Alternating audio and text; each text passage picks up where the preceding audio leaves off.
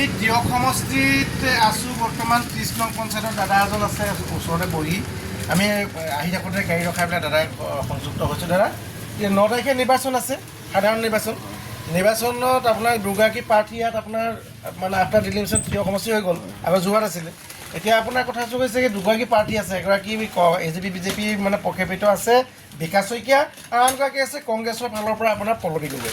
এই দুয়োগৰাকী প্ৰাৰ্থীৰ ভিতৰত কোনগৰাকী প্ৰাৰ্থীৰ প্ৰভাৱ বৰ্তমান বেছি আপুনি দেখিছে?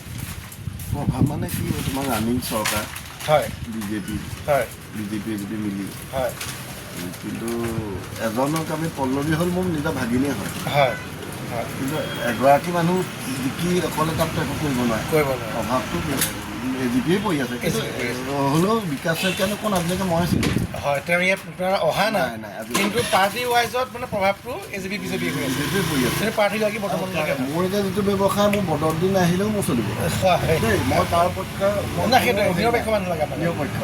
কিন্তু মই বস্তুটো লৈহে কৈছোঁ যে বিকাশ শইকীয়াক বোলে আমি মানুহজনেই দেখা নাই, কিন্তু বিকাশ শইকীয়াৰ প্ৰভাৱটো পৰিব কেলৈ বৰ্তমান আমি কাম কিছুমান কৰিছে নকৰা নহয়, ৰাস্তা পদূলি প্ৰেক্টিকেল কথা কিছুমান কাম কৰিছে আমি দেখি থকা কাম কৰিম।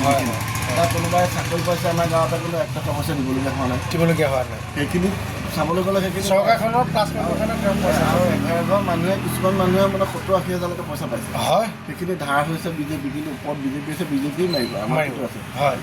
কিছুমান বস্তুৰ দাম বা প্ৰভাৱ পৰিব পাৰে অকণমান লগতো, কিন্তু মানুহখিনি চলি আছে।